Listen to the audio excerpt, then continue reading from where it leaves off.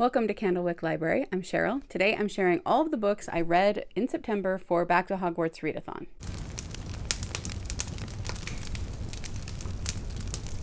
So I'm going to go down the list of all of my classes, the prompts that I had for each class, and share the book that I ended up reading because I did change some of them. But these are not the order I actually read the books in. For astronomy, I ended up changing the book to Arena by Karen Hancock. This is a very hard book for me to review because it was a recommendation and I know a lot of people really love it. When it started out, I thought it was slightly interesting. And then it got better and I was getting very interested in it. But then as it went along, I was actually kind of surprised at some of the sexual content and at some of the gore. Not that it was really bad, not that it was worse than anything I've read in books I love, but it did feel like it was more than I was expecting, especially because it is a Christian book or a book that is supposed to have a Christian theme. And I didn't realize going into it that it was kind of an allegory type book, like a Pilgrim's Progress type of book. And so as I went along, it felt like that was a little on the nose sometimes. And yet I really love Pilgrim's Progress, even though it is very on the nose. And so I just felt like it wasn't for me. I don't know. There was just something about it that I did not connect with. There were some things I liked in it, but overall, I just didn't really enjoy it. And I thought the ending was really weird. So sorry to those of you who love it. It was not my cup of tea. For charms, I read Library Girl because it has a very charming cover. And as I began this book, I felt like this was a perfect book for it because the story felt very charming at the beginning. It kind of felt like a Roald Dahl book. As it went along, and by the time I got to the end of it, the way I described it to my husband is that it felt like Roald Dahl meets a 10-year-old playing with her Barbies, making up the story as she goes along. I don't know if that makes sense to anyone else, but if you've read it, you'll have to let me know if that makes sense to you. I really liked the main girl, and when she ventures out of the library and is going to, and doing things for the first time, I felt like that part was written really realistically, and the emotions she was feeling and the things that she was thinking about felt very real. But I didn't really like the adults, and the ending is mainly where the Barbie kind of thing comes in, where it's just some of the things just felt disjointed, and the narrator did feel a little bit too narraty, for lack of a better word, at times. So this was cute. It wasn't terrible, but I did not like the ending, and I felt like it could have been a lot better. For Defense Against the Dark Arts, I read The Candlestone by Brian Davis. This is the second in the Dragons in Our Midst series, and so I can't tell too much about it because I don't want to spoil the first book, but this series is basically Arthurian legends with Christian dragons. It's very interesting, and I liked the first book, but I really liked the second book. It surprised me how much more I liked this one even than the first one, since I did like the first one. I think it's written really well, and it's such a creative idea. So while there are similarities to some other books that are similar to this, where it's kind of a top of the middle grade YA dragon series, it still feels very unique. One quote that I wrote down was, "Darkness hates the light-filled soul." I thought that one was a great one. So yeah, I really recommend this. You know, after the first book, I did want to continue reading. That's why I bought this from him at a homeschool convention the next year, but I wasn't in a hurry to read it. But now I actually do really want to get to the rest of the series. So I don't have them yet, so it probably will still be a few months, but I am definitely going to continue with the series. For herbology, I read Between Flowers and Bones. This is the second book in the Restorationist series by Karen Liloglau. I have absolutely no idea how to pronounce her name. And this also was really good. I really enjoyed the first one. This is a middle grade series, and it is about people who can travel into paintings. And again, I don't want to give away too much, but this just continues the story. And there is mystery and intrigue and excitement involved. It's not just that they go in the painting and learn about it. I think that she does a really good job with these characters because in this one of the characters is having some angst. You want to get this character to get over the way they're feeling, but you also can understand it. I thought it was just as creative and really good. I'm definitely continuing on with this series as well. And I did write down another quote from this one We're all made from the same clay, but not from the same mold. For History of Magic, it was a historical fiction, and I read The Book Lover's Library by Madeline Martin with my mom, with our Inklings Club. This was interesting and good. I liked it, but I did feel like it could have been a lot shorter. And it's not crazy long. I read books this length all the time, but you know what I mean. You know when you're reading a book and the length is justified. And then other times when you know that it could have been more concise. And that is how I felt with this one. In it, the main character has to send her daughter away during the Blitz time period quite a few times. And that is always a hard thing for me to read about, because I know that as a parent, if you had to make that decision for your child's safety, that you have to do what you have to do. But I just feel like that would have been probably one of the hardest things for any parent to ever have to do.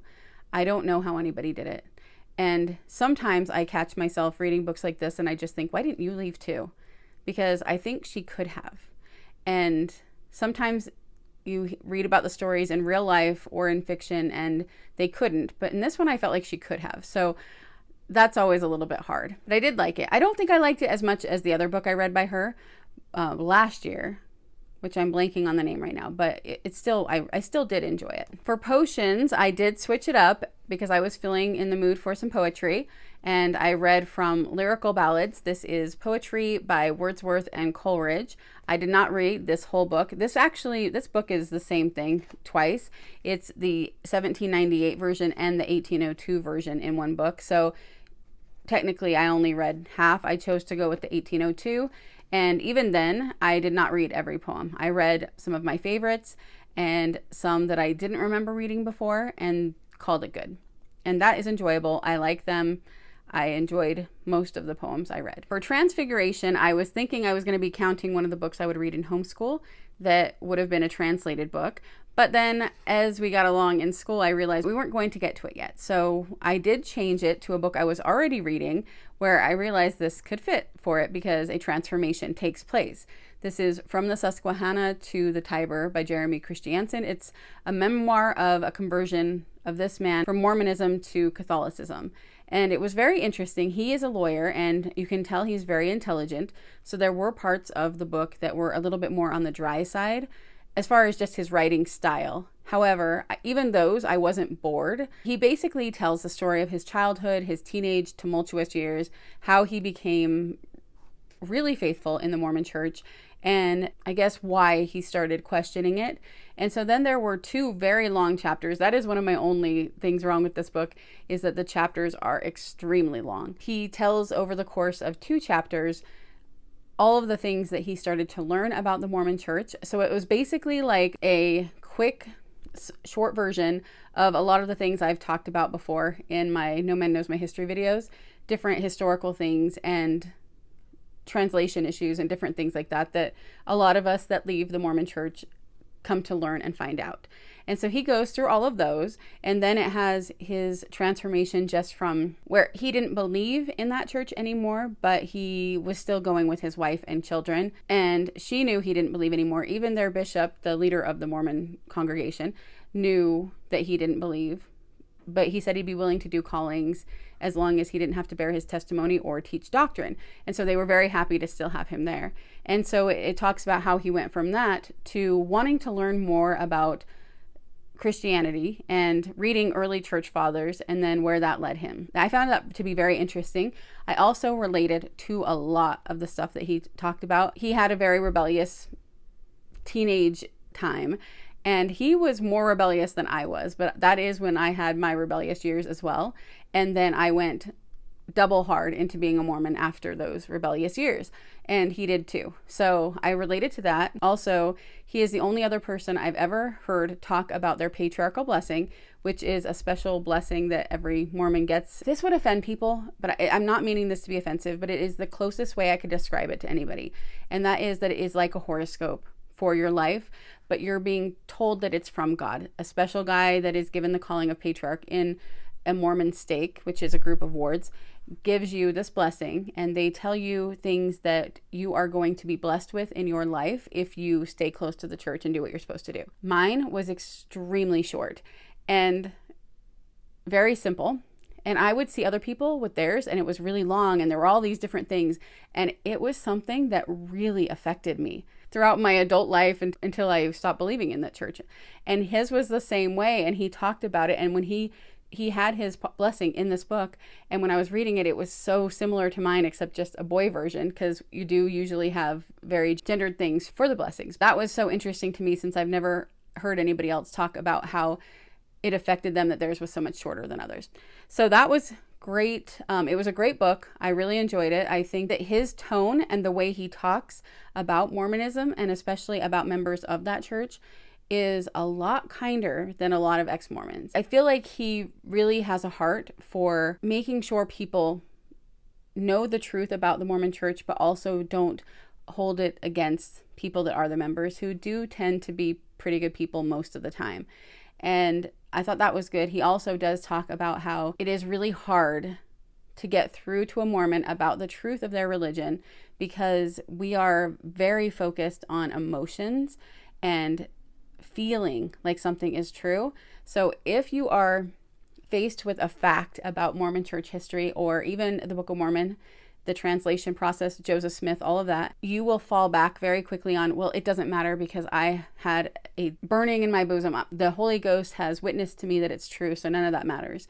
And that's something you can't refute. You can't prove somebody's feeling wrong. And so that is a very hard thing to do. And he makes that very clear. I thought that was really good, because I think some people don't understand exactly how strong the testimony part of being a Mormon is. That really, that is the glue that holds everything together, is your feeling about some kind of testimony that you've had at some point, feeling the Spirit at some certain point.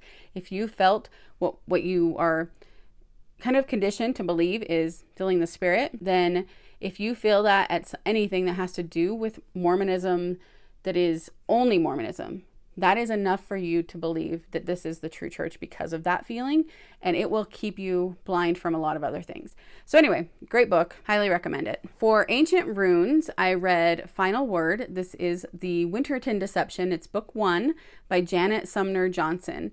This was a total surprise, because this is a book that I got on a whim at one of the independent bookstores that I went to last summer, and the bookseller in the children's section really recommended it. I saw the cover and I was intrigued, and she said, this is great, you should get it. She handed me book 2 and said, you should get this too. It's a local author, because this copy is signed. I didn't really know whether I would like it or not, so I didn't want to get the second book yet. But I immediately bought the second book after reading this, and I haven't read it yet, but I will be reading it probably in October or November. This book is about a family who are very poor. They're just making it. They live in a hotel room and they're just getting by. And the young girl has this real negative attitude toward rich people, but especially one particular wealthy family in their town.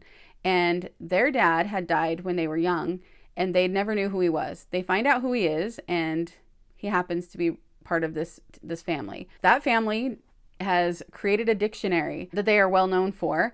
So they do a spelling bee every year, and people get money as a prize, and they end up joining it. And it's just, there's a big mystery involved. I had a hard time putting this down. And I can't remember if it was one of my daughters or if it was Doug, but one of them, I was saying something about what it was about and that I was having a hard time putting it down. And they said, that must be a good book if you're having a hard time putting down a book about a spelling bee. But yes, I really enjoyed this middle grade. One of the interesting things is that as I was reading it, I really felt Westing Game vibes from this. And I didn't notice at the beginning, but afterward I went back and I was looking at the acknowledgments page, and she does have a nod to the Westing Game there, and later on in the book and later in the acknowledgments. And so she definitely was inspired by Westing Game. If you do not like the Westing Game, you might not like this book. If you do, you will probably like it, because I loved the Westing Game. It was one of my very favorite books as a kid, and it didn't feel like a copy of that. It just felt definitely inspired by it. Also, while it's not overtly Christian, it does have some scriptures in it, and people pray in it. So I feel like this is a really good book for kids that like this kind of stuff too. For arithmancy, I counted Anne of Ingleside, the next one in the Anne of Green Gables series. Of course, this is a reread for me, and it's such a comfort read. Some parts of it are a little bit slower. It's more just pictures of the Blythe family, Anne and Gilbert and their children as they're growing up. So it doesn't have this huge narrative that's pushing the book along. but I just find it to be really sweet, really well written as usual, beautiful, comforting. For Care of Magical Creatures, I read Impossible Creatures by Catherine Rundell, and this I liked. I did not love it. There were some things that I really liked and some things that I didn't like at all. I love the design of it. It's a beautiful book, but my feelings toward the book itself were very complicated. One of the things that I wrote down was that when I saw X-Men, the movies, for the very first time, there was one, I can't remember which one it was, but one of them, I felt like that they were showing each person's power just to show their power, not because it had anything to do with the story.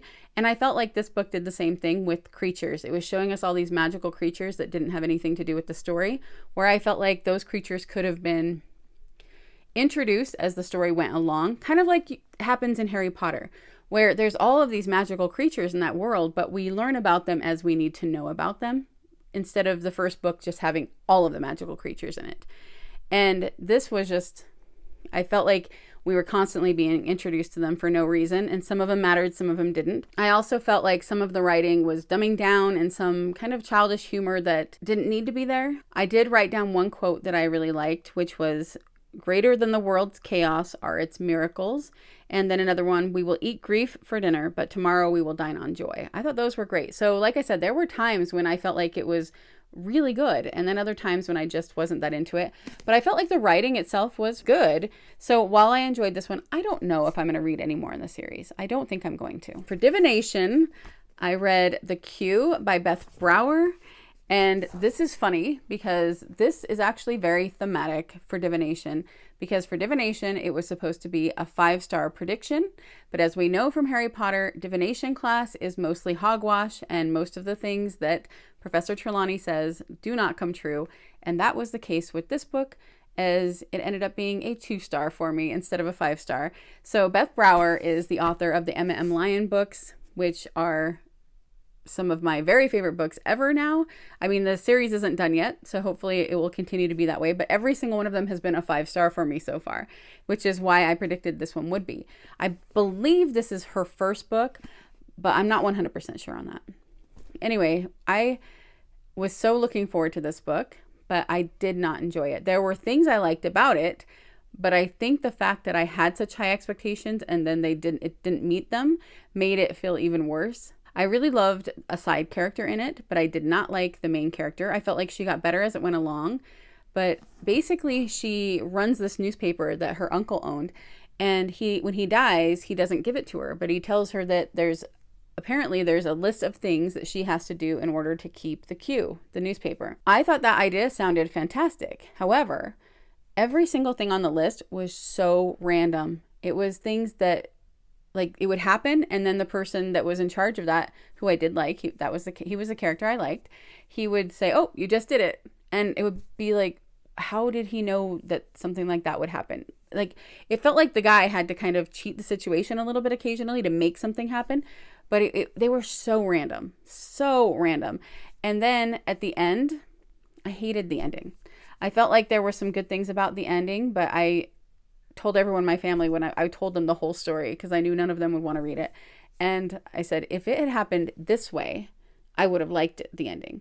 But because of the way it happened, I felt like it defeated the whole purpose of the whole book. I know a lot of people that read it this month, and some of them agreed with me, some of them disagreed with me. I don't think anyone that I talked to disliked it as much as I did. So I don't know if that was just a me problem, but I definitely don't think the writing or the characters were terrible, but I don't think that they were up to what she is now. So I would say if you've ever read this book and then you haven't read the M.M. Lyon ones because you didn't like this one, give the M.M. Lyon ones a chance because they are much better. For Muggle Studies, I read On Magic and Miracles, A Theological Guide to Discerning Fictional Magic by Marion A. Jacobs. This basically goes through the Bible, things about magic, and talks about a Christian viewpoint of magic and a lot of theology. And then the second part of the book goes into specific stories where magic is involved, although the first one occasionally touches on them a little bit, but it really goes into it in the second half of the book. I thought her information was really good, and I felt like she really did lay out a good groundwork for somebody who maybe is curious about that, whether they should watch or read things with magic in it. She had some points of things to ask if something has magic in them. 1, what is the source of the magic? 2, what is the goal of the magic user? 3, what is the heart posture of the magic user? 4, what is the setting of the magic? And 5, what magical methodology is used? I thought that idea, those questions, were perfect for anyone who struggles with this question. And I thought her writing was really good. I thought it was a very thorough book. I really liked it. However, my one caveat for anyone going into it is to know that she spoils a lot of books and movies in this. So whenever you see her starting to talk about something, if you don't want to get spoiled for it and you haven't read it or watched it, then you should probably try to like skim past it or you're going to get spoiled. She spoils the entire Harry Potter series on the one chapter about Harry Potter. She just goes through and tells the whole story. I think that she did that for a reason, probably assuming maybe that a lot of people have read it, but I don't know if she would or not, because it's a book on whether you should read it or not.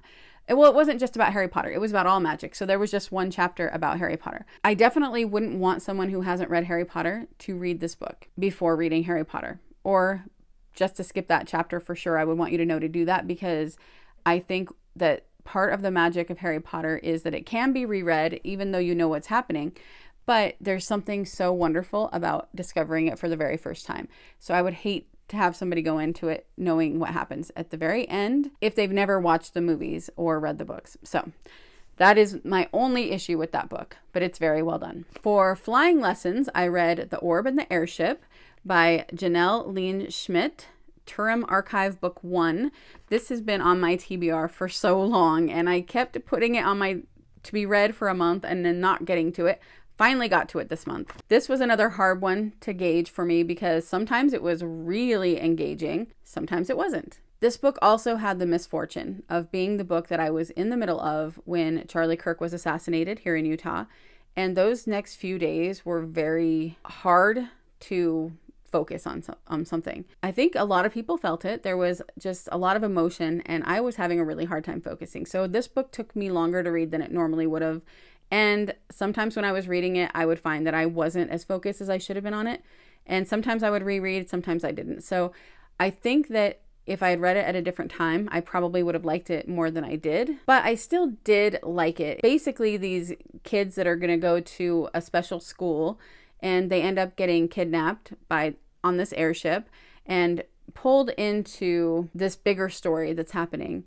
And so there's kind of pirates, but it's airship pirates. It's supposed to be kind of steampunky, but I didn't really get a steampunk vibe from it the way I do with some books that are steampunk, but it did still have it a little bit. I wasn't sure going into it how fantasy it would feel, but it definitely felt very fantasy. I think that a lot of people would really love it. And eventually I would like to reread it before I decide whether I want to finish the rest of the series or not. It won't be right away, because I also don't want to be reading it when I have other books I really want to get to. But I think eventually I'll have a time when I think, you know what, I'm going to try that one again. For alchemy, I read Beyond Mulberry Glen. This is by Millie Florence. This is published by Waxwing Books, which I think is the book company that Sarah Mackenzie publishes. This book is so heavy. It's not that big, but the paper is really thick, and so it feels very substantial and heavy. I did like it. Again, this is a for the most part, because there were parts that I liked better than others. It's a young girl who is supposed to be going off to be an apprentice eventually, and there's a fairy, and she lives with these people in the forest. There's like this dark force happening, and she goes out, she talks about it, and then these other little kids end up running away to go chase it, to try to fix it. So she goes after them to try to help. And then some people she meets along the way, they all start helping. Like, there's a whole lot of things to combat this darkness that is happening. Each title of the chapters was Latin, but then there would be a translation of it right afterward. And I thought that was really good for a middle grade. The kids would get some Latin, but they would see what it meant right away, since it wasn't being used in the way J.K. Rowling uses it, where it's a spell, and And so it doesn't matter that they don't know the Latin word. They can learn that later and get more depth of the story. What happened with this was that it would have the titles, but then throughout the book, people would speak to each other in Latin a lot. And it would be long phrases and there'd be no translation. While I don't mind that in books, because then I just go and look it up and I think that's kind of fun because I like Latin, I felt like in a middle grade, there's not very many kids that are going to go look it up. So I felt like it was excessive. I felt like if it had happened a couple of times, that would have been interesting. But I wished that she had had the translations in the middle of the story, just like she did in the title. That's probably kind of a weird thing to find fault with, but I just feel like that could have been done better since it is a children's book. It also felt like it was written in a very childish way sometimes. I do think it was a good story. I think most kids would really like this that are into fantasy. And it's a very high quality book. So there's that. And then the last book I read was for the Time Turner. And I read Wrinkle in Time. This is kind of a funny copy. I got this at a library sale a long time ago. And I'm actually going to get rid of this now. I think I'm going to put it in a little free library because it is kind of gross. Like there's stains in it and different things. I had read this a long time ago when I first got it at that library sale, and I wanted to reread it for a very long time, so I decided to give it a chance. I think that there's some good things about this story, and I think that there's some interesting things. I think it's well written, but I didn't love it. I found that I didn't like it as much as I did the first time I read it. And I think it's just because there's some things that I just thought were a little bit weird. So some parts were good, some parts weren't. I felt like a lot of the books this month were that way, where there were a few that I really, really loved, and then 2 that I really didn't like. And then the rest were half and half. So there was a lot of 3 and 3.5 stars this month. And so I actually think that's pretty good, because for me, if I like a book enough to give it 3 to 3.5 stars, then it's worthy to have on my shelves, because I may reread it someday, or someone in my family might read it and really enjoy it. So what was my favorite book of the month? That one was a tricky one to decide, because Anne of Ingleside is in the running, obviously, but I usually try to pick one that I haven't read before. There were 3 that really stuck out besides Anne of Ingleside. One was the From the Susquehanna to the Tiber, The Candlestone, and Final Word. But when I really stopped to think about the whole month and which book I really enjoyed, the book that I think I enjoyed, just the experience of reading it and the story, everything, I just really enjoyed it the most, was Final Word. So again, if you don't like the Weston game, you probably will not have as much fun with that as I did. But if you did, I recommend that you give it a try. So with that, I did complete all 15 books. I did it just in the nick of time. I was so sad. I wanted to do a live wrap-up show on the last day of the month, and nothing was working out as I was trying to get it to work. I couldn't figure out some of the stuff on how to do it on the StreamYard onto YouTube, but also my video was lagging like crazy. So I would talk and it was like a whole 30 seconds before it would show up on the video when I was doing the testing and stuff. I just decided it was better to not do it. And I'm sorry if that was disappointing to anybody.